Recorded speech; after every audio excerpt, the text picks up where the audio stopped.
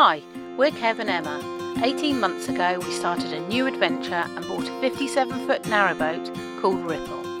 Why not join us and watch our highs and lows, the renovations and changes we've made, the clever storage that's been created, and find out what it's really like living and working full-time aboard a narrowboat with 2 dogs while exploring the waterways of our beautiful country.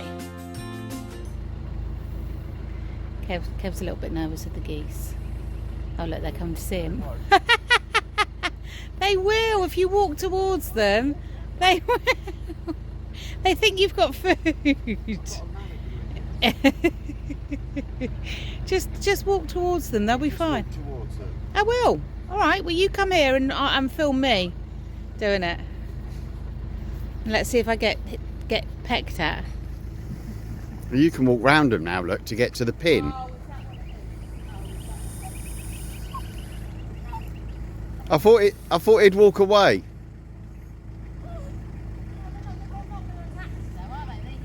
Need to untie it first. Need to untie it. Untie it from there? Yeah.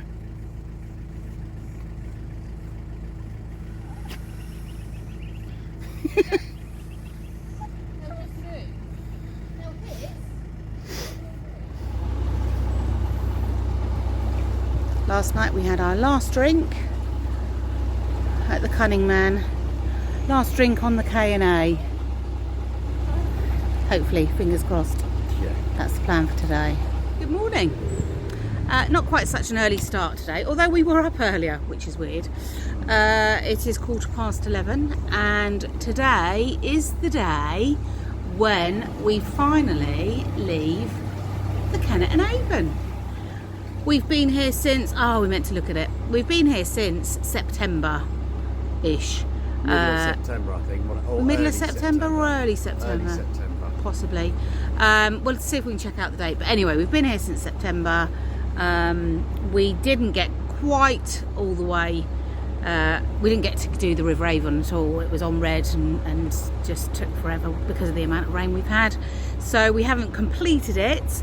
But we did get as far as we could, and we are heading off today down through Reading and onto the Thames. How are you feeling about today, Kev? Yeah, I'm not looking forward to County Lock. I must admit my Thorpe Park enthusiasm's gone at the minute. County Lock's a bit of a pain in the backside one to get to because you're with the flow of the river. The lock landing is under a bridge, and then it's a sharp right corner into the lock. And if you miss the sharp right corner, there's a big weir. You're into the weir. So that's the bit that's the worrying it's bit. It's a bit of a, I don't know. He's gonna build up that positive mental attitude before we get there. As we go. Yeah, that'll be fine. The flow is okay. We're not okay here. It's the unknown when you get down that bit past Fobney Lock, how fast that is, and that's the bit. But we'll see. I'm sure it'll be absolutely fine.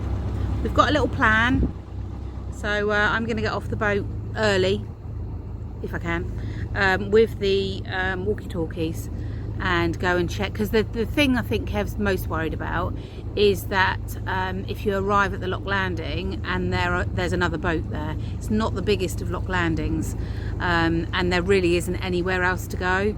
So I'm going to try and get off the boat beforehand, walk ahead, and just check that it's all clear. You know, sometimes when you're feeling anxious about something, or you're not sure, there's an unknown coming up, it's a really good idea to kind of make a plan where one of you can go ahead. The other thing about me being off the boat is that Kev can just throw me a line. If he can't get the boat over, he's going too fast or what have you, he can then just throw me a line. And he can then just focus on kind of slowing the boat down and trying to get across to me, but knowing that he's not going to go any further. So it's worked really well for us, hasn't it? To kind of go, right, okay, so what is it that we're concerned about? Let's go and sometimes let's have a plan for it. But also sometimes we've even gone and checked it out. So particularly when we had the car.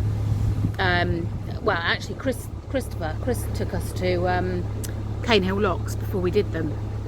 Came down and had a little look at them, didn't we? And we went up to, was it Foxton Locks? We never actually did them in the end, but we went up and had a little look. We went so and had a mooch around, you know, if you've got the opportunity to, or you're moored up not far from something you're concerned about, Check just it out. have a little wander down and check it out. Don't rush. Yeah.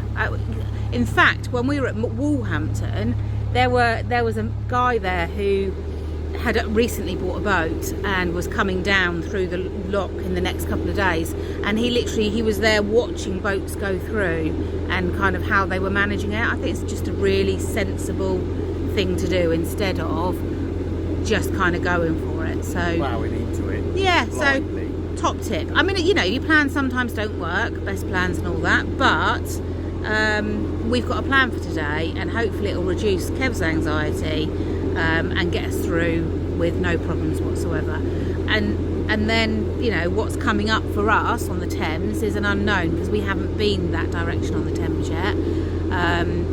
But Paul from Locks and Landscapes has sent us some, because they've come up that way, has sent us some really helpful mooring spots. What 3 words for mooring spots that we're going to use, because the anxiety on the Thames for us is, where are we going to stop?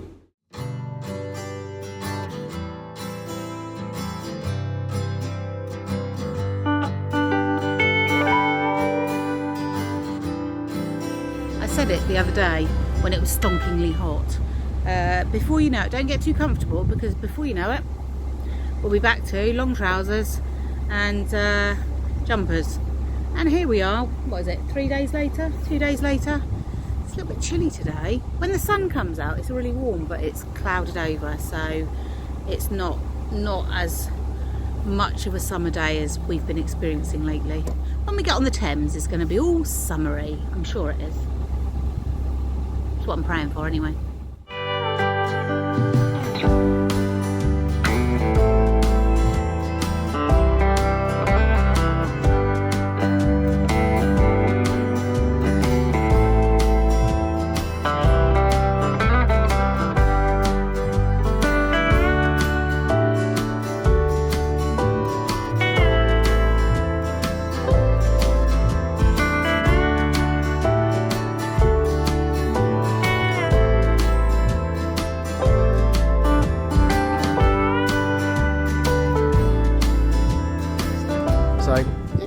Reading direction, and you've come up through Fobney Lock, and you think, I just want to pull over for the night, I've had enough.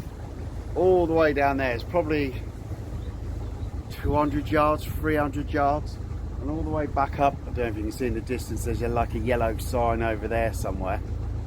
It is, I don't know if you'll be able to see it or not. Oh, wrong way. Armco, all the way up. This is the stuff you don't see that's behind the scenes. So Kev's just gone past along here and obviously avoided this. This is pretty ferocious weir.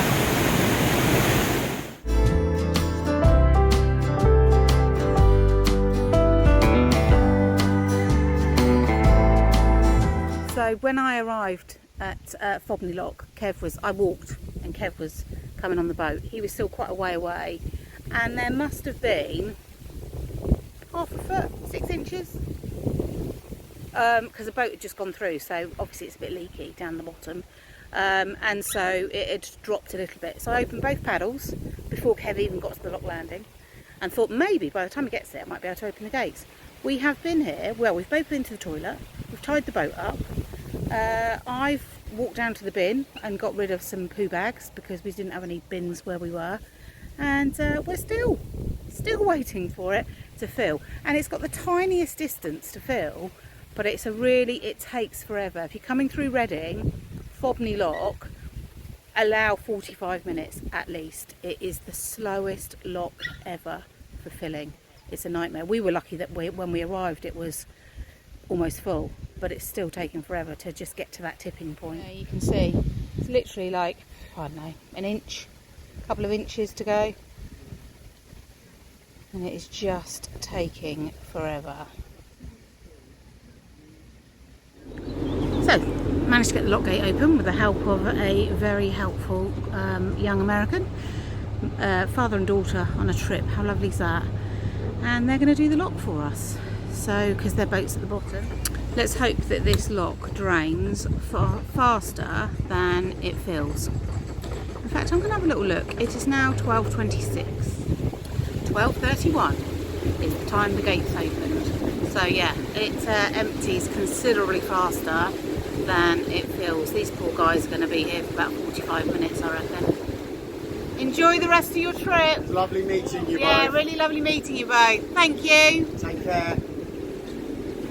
Happy birthday again. Oh, is it actually today? No, it was in December. Ah.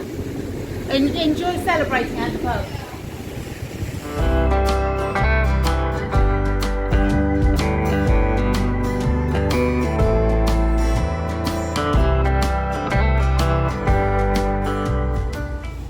Okay, so all of this that we're seeing at the moment, we didn't really see on the way down because we made a little bit of a faux pas.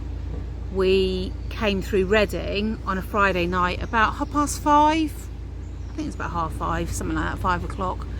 And it was the evenings were light until about 9 o'clock, weren't they? So we felt like we had plenty of time, and we thought that we'd get a mooring easily in Reading. Again, coming from the Oxford, there's plenty of moorings. Thought, you know what, it'll be fine. So anyway, we came through Reading and there were no moorings whatsoever. And then as we came through Reading, because County Lock's quite tricky, I had to have somebody came over and helped me with that, didn't they? Yeah. On the way through. It was quite tricky to open the gates and stuff. And I was reading the guides and stuff, and we were looking for places along here to moor up. To be fair, there's one there. Now we hadn't, so this one here, over here, we now would happily moor somewhere like that. The issue is that when we came down here, we really had very little experience of wild mooring. When you go on the Oxford and you go on the GU, you are spoiled by the amount of Armco that there is.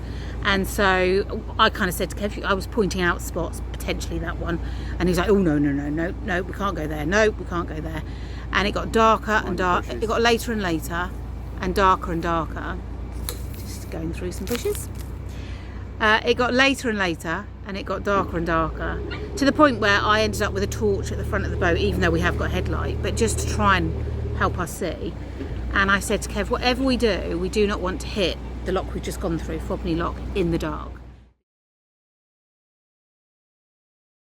The lock landing has a weir that comes down underneath it, or a bywash, very strong bywash that comes down underneath it. So trying to get onto it is difficult without it being dark. And then the lock itself took 45 minutes to fill. It wouldn't fill to start with, and then I realised, because it was dark, that the gate at the other end had slightly come open. So then I went to close it, and then I went around the other side and it opened again. It was just, for our first experience of the K&A, it wasn't very positive. So I was dreading Fobney Lock today, just because I didn't enjoy it. You know, that was probably one of the worst memories of the K&A that I have, if I'm honest with you. So anyway, we've just done it, smashed it, and the next one, which is Kev's worry, is County Lock. Look at this. In the bottom of the garden, there is half a narrowboat. What an ingenious way to make use of an old narrowboat. I guess that they've made like a summer house of it.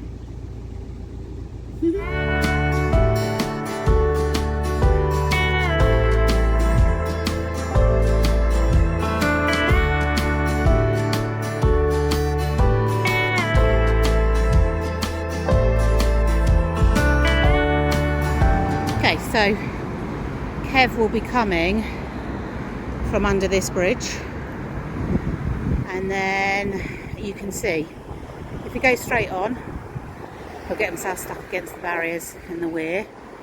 Flow's still reasonable, to be fair, so he's got to come round the corner and swing a right so that he gets into the lock. What I'm going to do is go down and prep the lock.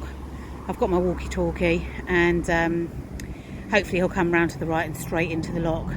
so that he doesn't have to stop and think about the lock landings actually under the bridge, so you can't see the lock or anything before you get there. So it's a tricky one to do, but it's not, you know, people do it every day. So this is County Lock, and you have 4 gate paddles, and you have to stand on the gate board by the river to do them, which is interesting, particularly as they're a little bit stiff. So if your windlass comes off, you could easily be knocked into the water, so you just have to be a little bit careful. But you know, I'm not sure, I don't remember it on the way down, I don't remember that at all, but it's the same the other end, so this will be fun. But the fall on this is not very much at all, because it's called County Lock because it divided 2 counties, apparently, allegedly. So I think it was more of a stop lock.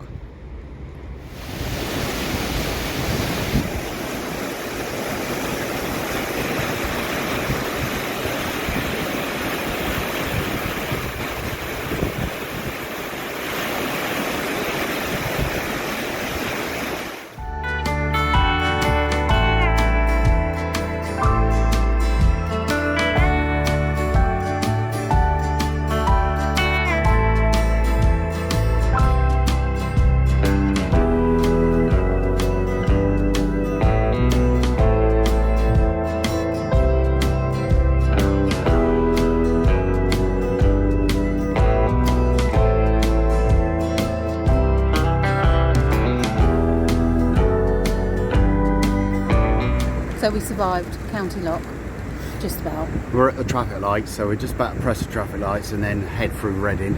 Our plan worked, but it was, I don't know, it was hairy. I didn't like it, but Kev's blood pressure has returned to normal now. well, not quite yet. No. I think it will He's be. really stressed. I think it will be later on. But we are at the point now where somebody's got to push the button. So I'm going to go and push the button. Hopefully it goes green fairly quickly, which means another boat's not coming up here and needs a lock down. So let's press. And we've gone green. Let's go. So we're just about to go through the centre of Reading. This is quite exciting. We did come through, like I said earlier, on a Friday night, and we were all like, people were filming us and we were filming them. It was very exciting and we were having a lovely time. Yeah, it was fantastic.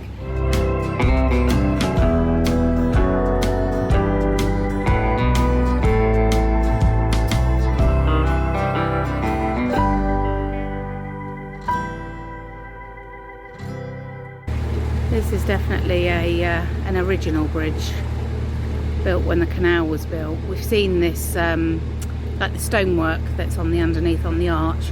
We've seen that further down the canal and on the aqueducts and things. Very pretty.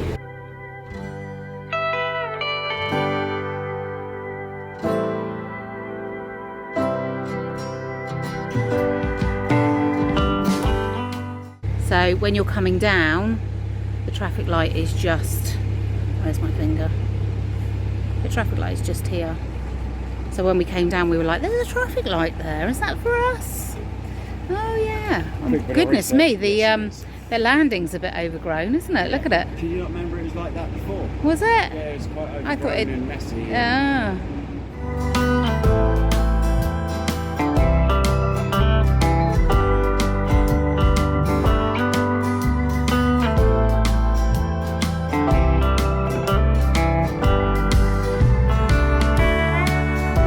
So this is the end of the Kennet Avon Canal here, into lock 107, and 107 is now Environment Agency territory. So self-service lock, Blake's lock, bit of a different one this one. It's Em's being a pirate. Look, she's got her shipmates. She's got a wheel rather than a windlass, so you spin the wheel, Red's open the paddles and down this way, if I can get it in. Whoop, without falling off the walkway. That down there heads towards the Great Thames. Ooh. There you go. White one's going up, red one's going down, and that should close the paddle.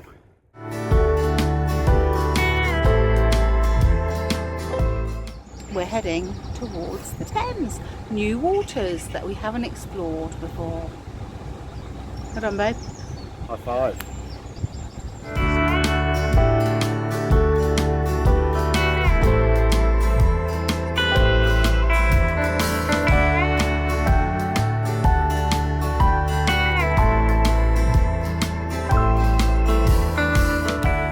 Here we are. Da, da, da, da, da. What does it say? Don't Kennet know. Avon. Is there a sign for it? Look at this big old boat right on the corner. There you go. If you get to this point, Kennet and Avon's down there. Yeah, you've missed it. Yeah, if you go past this big old boat, Turn round. you've missed the turning for the K&A. But there was There's more. actually no sign at all that says that that's the K&A. There it is. Oh, there it is. It's There it behind the boat. There you go. So There. yeah, that boat needs to have a new sign on it saying welcome to the K&A. Never have done it, but we thought we had plenty of time. It took us a lot longer than we anticipated, and we came up through about 9:30 in September in the pitch black. I've just wiped geese crap all over the entrance to the boat, which is really lovely. That's one of the disadvantages of mooring up near geese. Hope that it's not so leaky the other end that we have problems, like, you know, finding that, you know, for it to equalise. Watch this space. Nobody else. It's gone really dark now, so we've just gone under a bridge. This is the main road into Reading, I believe. Sorry, more branches. More branches. Here we go. Turn you around. How rude. Great Thames. Ooh. Yeah, don't open it. I'm stood right in between it. That could have been an awkward moment for me.